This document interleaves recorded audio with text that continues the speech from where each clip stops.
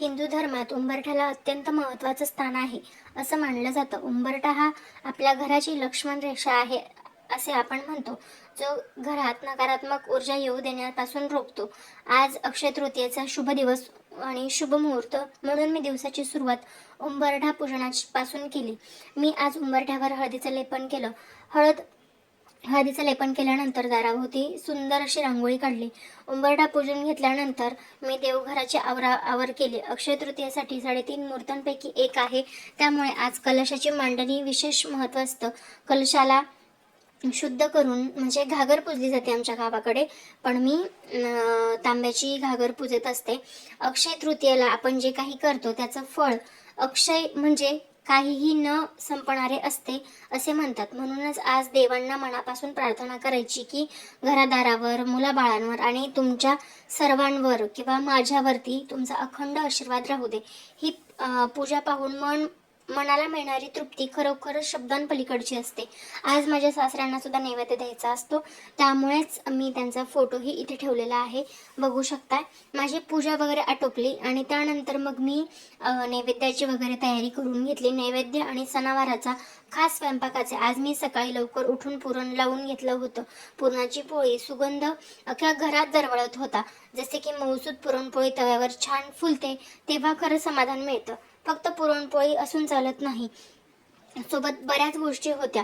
कटाची आमटी होती. पुरण शिजल्यानंतर जे पाणी उरतं त्यापासून कटाची आमटी बनवली जाते. त्याची चव काही वेगळीच असते. आजचा खरा हिरो म्हणजे आमरस. अक्षय तृतीया म्हणजे आंब्याचा सीझन सुरू झाल्यावरती अधिकृत पावतीच जणू. रसरशीत हापूस आंब्याचा रस, त्यावर थोडंसं साजूक तूप, हे समीकरण काही वेगळंच असतं. त्यासोबत मी भजे वगैरे सुद्धा करून घेतले होते. कुरडई, बटाट्याची भजी, उडदाचे पापड, तांदळाचे पापड, त्यानंतर बटाट्याचे पापड आणि पांढरं शुभ्र वाफाळलेला भात, त्यावरती पिवळी धमक आमटी, हे सगळं खाऊन झाल्यानंतर देवाला वगैरे नैवेद्य वगैरे दाखवला. सणवार असले की मुलांच्या अभ्यासाकडे दुर्लक्ष करून चालत नाही. स्वयंपाक आणि इतर कामांची धावपळ एका बाजूला असली तरी मुलांचं रुटीन सांभाळणं ही होममेकरचं म्हणून माझं कर्तव्य आहे. आज मी आवर्जून वेळ काढून शिवमचा अभ्यास घेतला.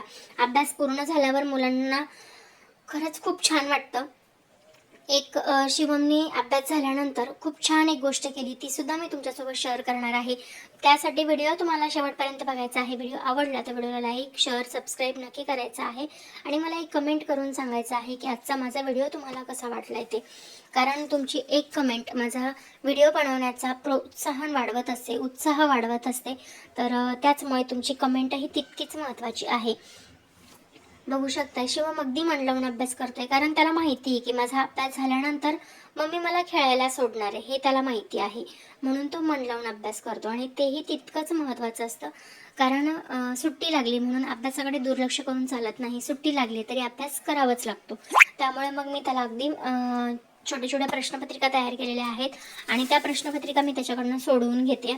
त्यानंतर अभ्यास पूर्ण झाल्यानंतर मात्र मुलाची खरी जादू दाखवली. शिवमने एक छोटासा सायन्स एक्सपेरिमेंट करायचं ठरवलं होतं, टाकाऊपासून टिकाऊ.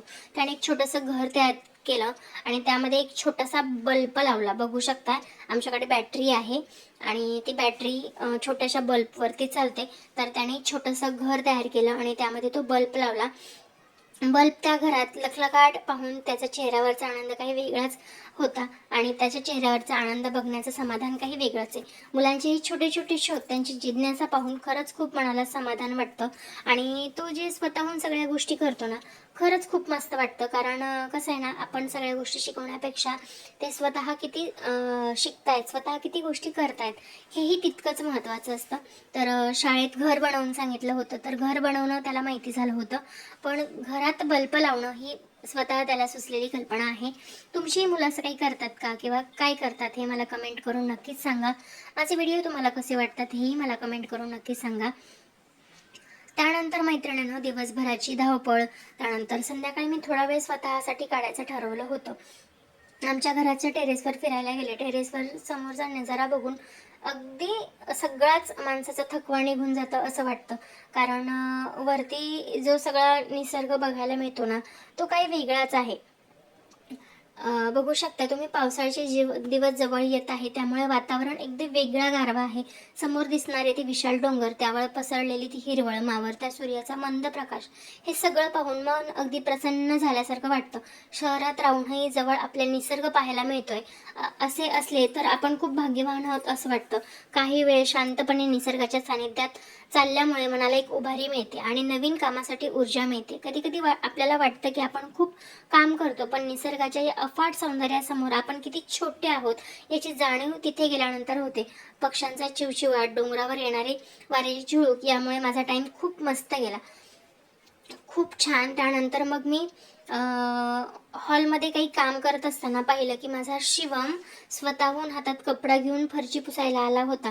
त्याला कोणी सांगितलं नव्हतं, पण आईची धावपळ पाहून त्याला कुठेतरी वाटलं असावं की आपण तिची मदत करावी. नुसतं फरची पुसून तो थांबला नाही, तर बऱ्याच गोष्टींमध्ये मला त्याने मदत केली, तीही मी पुढे सांगणार आहे. पण खरं तर ही छोटी छोटी कामं आहेत, पण एक आईसाठी ही खूप मोठी मदत आहे. जेव्हा आपली मुलं स्वतःहून जबाबदारीची जाणीव ठेवून मदतीसाठी हात पुढे करतात, तेव्हा काळजाचं पाणी पाणी होतं हो. आणि मनात एक येऊन जातं की हो, मी त्याला योग्य संस्कार देते, मी माझा मुलगा योग्य संस्कारात घडवते. मुलं जेव्हा कामात मदत करतात ना, तेव्हा कामाचा भार हलका होतोच, पण आई म्हणून जे हवंसं वाटतं, जे समाधान कोणत्याही सुखात मिळत नाही, कोणत्याही सुखापेक्षा मोठं नाही, हीच माझी खरी कमाई असं मला वाटतं. तर त्याने सगळी फरची वगैरे पुसून घेतली आणि त्यानंतर मला अजून एका गोष्टीमध्ये मदत केली, ती सुद्धा मी पुढे तुम्हाला दाखवणारच आहे. त्यासाठी तुम्हाला व्हिडिओ शेवटपर्यंत बघायचा आहे. त्यानंतर फरची तर पुसलीच, म्हणजे जेवणाची भांडी वगैरे सगळी उचलली, फरची पुसली. त्यानंतर मग झोपण्यासाठी अंथरूण घालायचं होतं, तर ते अंथरूण घालण्यामध्ये सुद्धा त्याने मला मदत केली. मी आत्तापासून त्याला मी घरातल्या छोट्या छोट्या सगळ्या गोष्टी शिकवत आहे, कारण त्याने त्या शिकाव्यात, त्या कायमस्वरूपी लक्षात राहू द्याव्यात आणि माझी जी येणारी सून आहे तिला मदत करावं. म्हणजे मला असं वाटतंय की मी राजा बेटा घडवते आहे, म्हणजे ती येणारी मुलगी घरात राज करेल. असं एक रीलमध्ये खूप ट्रेंडमध्ये चालू होती, मेहलो का राजा मिला तो राणी बेटी राज करेगी. म्हणजे माझा नवरा खरं तर मला घरातल्या कामांमध्ये मदत करत नाही, पण मला जो सपोर्ट हवा असतो, मानसिक आधार हवा असतो, आर्थिक मदत हवी असते, मला त्या सगळ्या गोष्टींमध्ये ते मदत करतात. आणि खरं तर त्यांनी त्यांच्या आईला घरकामामध्ये खूप मदत केलेली आहे, त्यामुळे मला माहिती आहे की माझ्या नवऱ्याला घरातली सगळी कामं येतात. पण मी ती कामं त्यांना सांगत नाही, कारण ऑफिसचं काम, रिक्षा चालवणं, त्यानंतर बाहेरची छोटी मोठी कामं यांमध्ये त्यांना भरपूर थकवा आलेला असतो आणि त्यामध्ये प्लस पॉईंट अजून मी घरातली कामं सांगावीत असं मला अजिबात वाटत नाही. आजचा दिवस सगळ्यात मोठं सरप्राईज म्हणजे आनंदाची गोष्ट म्हणजे माझ्या एक सबस्क्रायबर मावशी आज मला खास भेटायला घरी आल्या होत्या. पण जेव्हा कॅमेऱ्यासमोर उभं राहून बोलतो तेव्हा आपण मोठ्या कुटुंबाशी जोडलं जातो याची जाणीव आज पुन्हा एकदा झाली. मावशी आल्या, आम्ही खूप वेळ गप्पा मारल्या. त्या माझे व्हिडिओ नेहमी बघतात, मला कमेंट करतात आणि आज जेव्हा त्या प्रत्यक्षात घरी आल्या तेव्हा असं वाटलं की मी जे करते त्या गोष्टीत मी काहीतरी कमावलं आहे. आम्ही पहिल्यांदा भेटलो नव्हतो. आम्ही माझ्या मैत्रिणीच्या सासूबाई आहेत त्या, आणि त्या मला 2 महिन्यातनं 3 महिन्यातनं भेटत राहतात. पण त्या व्हिडिओवरती नेहमी बघतात आणि मला नेहमी कमेंट करून माझं प्रोत्साहन वाढवतात. सोशल मीडियावरती बरेच लोक नकारात्मक बोलतात, पण मला वाटतं की त्यामुळेच मावशी मला प्रत्येक वेळेस पॉझिटिव्ह कमेंट करून मला पॉझिटिव्ह ऊर्जा देत असतात. मावशींच्या बोलण्यातनं मला असं वाटतं की मावशीसारखं प्रेमळ माणसं भेटायला आली ना की एक आपलं काम करण्याची उत्साह वाढतो. एक अनोळखी व्यक्ती आपल्याला इतकं प्रेम असणं आणि त्यांनी वेळ काढून आपल्याला भेटायला येणं ही माझ्या एक मोठी कमाई आहे, पोचपावती आहे. हे नातं केवळ सबस्क्रायबर आणि यूट्यूबरचं नाही, तर एक कुटुंबासारखं आहे. त्यांच्याशी गप्पा मारून मला खूप सकारात्मक ऊर्जा मिळाली. खरंच ही एक मोलाची नाती जोडली जाणं हाच माझ्या कामाचा खरा आनंद आहे. मावशी आल्यामुळे आजच्या सणाचं चैतन्य दुप्पटीने वाढलं. बघू शकताय, खूप खूप छान गप्पा मारल्या आम्ही दोघींनी, खूप वेळ गप्पा मारल्या, खूप वेळ बसलो. आणि त्यानंतर मला अजून बऱ्याच गोष्टी करायच्या होत्या, त्यासुद्धा केल्या. पण म्हणजे ज्या मावशी आलेल्या आहेत त्या माझ्या मैत्रिणीच्या सासूबाई आहेत आणि त्या अधूनमधून इथे येत राहतात आणि मी घराचं कलर काम केलं, फर्निचर केलं, त्या सगळ्या गोष्टी त्यांना बघायच्या होत्या. त्याचमुळे त्या मला भेटायला आलेल्या होत्या. नमस्कार मैत्रिणींनो, अनुजा अरुण खेडेकर ताईंनी मला काही प्रोडक्ट पाठवलेले आहेत. मला लागत होते डेकोरेशनसाठी किंवा थोडंसं युनिक आपल्याकडे काहीतरी हवं म्हणून मला काही प्रोडक्ट हवे होते. तर मी त्यांच्याकडनं मागवलेले आहेत. ते सगळे प्रोडक्ट मी तुमच्यासोबत शेअर करते आहे.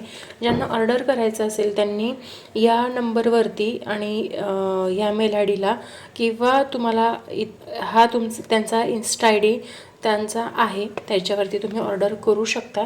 खूप सुंदर सुंदर असे प्रोडक्ट आहेत. ते सगळे मी तुम्हाला दाखवणार आहे. एकदा तुम्ही सुद्धा नक्की ऑर्डर करू शकता. माझी खूप इच्छा होती की जे मराठी महिन्यांचं जे कॅलेंडर आहे ते घेण्याची, आणि ते कॅलेंडर म्हणजे फ्रीज मॅग्नेट विथ स्टँड त्यांनी दिलेलं आहे. खूप सुंदर आहे हे आणि छानसुद्धा दिसतं, बघू शकता. असं आहे आणि ठेवायलासुद्धा खूप सोपं आहे, वाटायलासुद्धा खूप मस्त वाटतं. आणि आपली संस्कृती परंपरा या सगळ्या गोष्टी यामधनं अतिशय सुंदर पद्धतीने दिसून येतात. त्यानंतर अजून काही गोष्टी मागवलेल्या आहेत. व्हिडिओ शेवटपर्यंत नक्की बघा. आवडला लाईक शेअर सबस्क्राईब नक्की करा. त्यानंतर बघू शकता सरस्वती मातेचं जे यंत्र आपण काढतो ते शारदा स्तवन आणि शारदा मातेचा मंत्र लिहिलेला आहे. आणि सुरेख अशी आपली शाळेची पाटी जशी असते तशी पाटी बनवलेली आहे. खरंच खूप छान वाटतं, लहानपणाची आठवण येते. त्यामुळे मला असं वाटलं की हे सगळे प्रोडक्ट मी तुमच्यासोबत शेअर करायला हवे. यालासुद्धा छानसा असं स्टँड दिलेला आहे त्यांनी.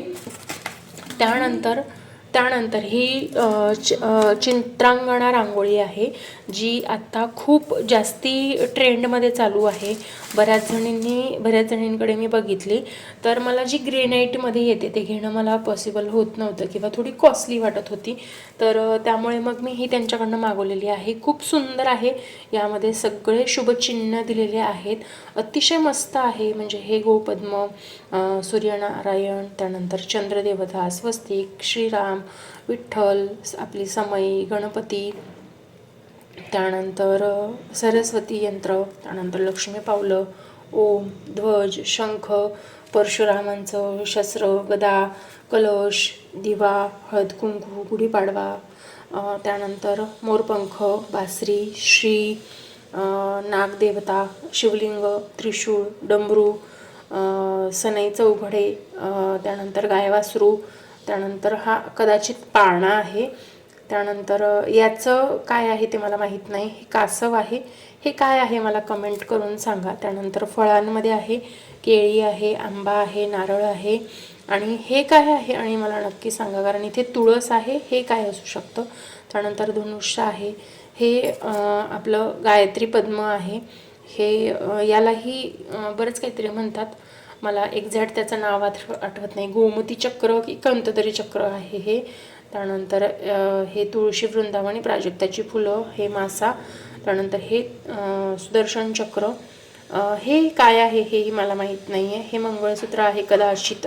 हे पण काय माहीत नाही. हे पण मला नाही माहिती आहे. हे कमल आहे. हे पण नाही माहिती.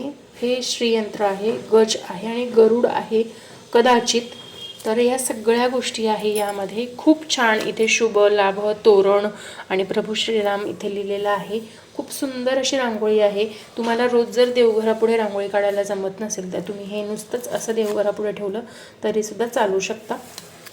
आणि तुम्हाला कोणाला गिफ्ट वगैरे करायचं असेल तरीसुद्धा तुम्ही करू शकता. त्यानंतर श्री गणेशाय नमः आणि अष्टविनायक दिलेले आहे तिथे.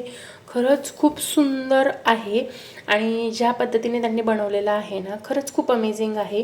मी त्यांचा नंबर इथे मेन्शन करेन, तुम्ही एकदा नक्की ऑर्डर करू शकता. आणि त्यानंतर मला सगळ्यात जास्त कोणती गोष्ट आवडली माहिती आहे का? हा अन्नपूर्णा मातेचा सेट बघू शकताय तुम्ही. हे सगळं वेगवेगळं आलेलं होतं, मी ते जॉईन केलेलं आहे. इथे यंत्र आहे, अन्नपूर्णा मातेचं स्तोत्र लिहिलं आहे, अन्नपूर्णा माता आणि अन्न. खूप सुंदर खूप सुंदर खूप सुंदर वाटतंय. तर मैत्रिणींनो, हा सेट पूर्ण तुम्हाला जर ऑर्डर करायचा असेल तर इथे त्यांनी नंबर दिलेला आहे, मी वरती डिस्क्रिप्शनवरती सुद्धा देईल. तर तुम्ही एकदा नक्की आवर्जून ऑर्डर करा आणि तुमचं घर मस्त छान डेकोरेट करा आणि घरात पॉझिटिव्ह एनर्जी येऊ देत जा. आणि आपल्या चॅनलवर नवीन असाल तर सबस्क्राईबसुद्धा नक्की करा. मैत्रिणीने पाठवले गिफ्ट उघडताना आनंद काही वेगळाच होता. माझ्या एका मैत्रिणीने अतिशय प्रेमाने हे कुरिअर केलेलं आहे आणि ज्यांना ऑर्डर करायचं आहे त्यांनी नक्कीच तिथे जाऊन ऑर्डर करू शकता तुम्ही. तर माझं पूर्ण किचन ओटा स्वच्छ करून घेतलेला आहे. मला वाटतं हे किचन हे घराचं मंदिर असतं आणि ते स्वच्छ असेल तर घरात अन्नपूर्णा मातेचा वास असतो. ओला लख्ख केल्यानंतर मग मी तिथे अन्नपूर्णा मातेची स्थापना करायची होती. मी गॅसचा ओटा अतिशय श्रद्धेने अन्नपूर्णाय नमः हे लिहून घेतलं. गॅसची पूजा केली व त्यावर शुभ स्वस्तिक काढलं आणि 5 हळदी कुंकवाच्या रेषा ओढून घेतल्या. बघू शकताय तुम्ही हळदी कुंकवाचं मी पाणी करते आणि त्यानंतर मग असं ओम अन्नपूर्णाय नमः असं लिहून घेते आणि गॅसवरती त्याने स्वस्तिक काढून घेते परत. बघू शकताय तुम्ही या पद्धतीने स्वस्तिकाच्या बाजूला 2 रेषा आणि त्यानंतर परत ह्या 5 रेषा ओढून घेतल्या. या पद्धतीने गॅससमोर एक छोटीशी रांगोळी काढली. सुंदर रांगोळी काढली. दिवा अगरबत्ती केल्यामुळे काय होतं ना, तिथलं किचनचं वातावरण पॉझिटिव्ह तयार होतं आणि खरंच खूप छान वाटतं, मस्त वाटतं आणि अन्नपूर्णा मातासुद्धा आपल्यावरती प्रसन्न राहते असं मला वाटतं. त्यामुळे मी आवर्जून या गोष्टी करून घेत असते. तुम्हालाही ही सवय आहे का? ह्या सवयी नसतील तर तुम्ही नक्की अंगी रुजून घ्या. खरंच खूप सुंदर मस्त वाटतं आणि आनंदसुद्धा आपल्याला मिळतो. तुमच्याकडे जर फुलं असतील तर ती फुलं नक्की वाहून घ्या. ही गॅसची पूजा करताना गॅसचं बटन, रेग्युलेटरचं बटन बंद असावं या गोष्टीची नक्कीच काळजी घ्या.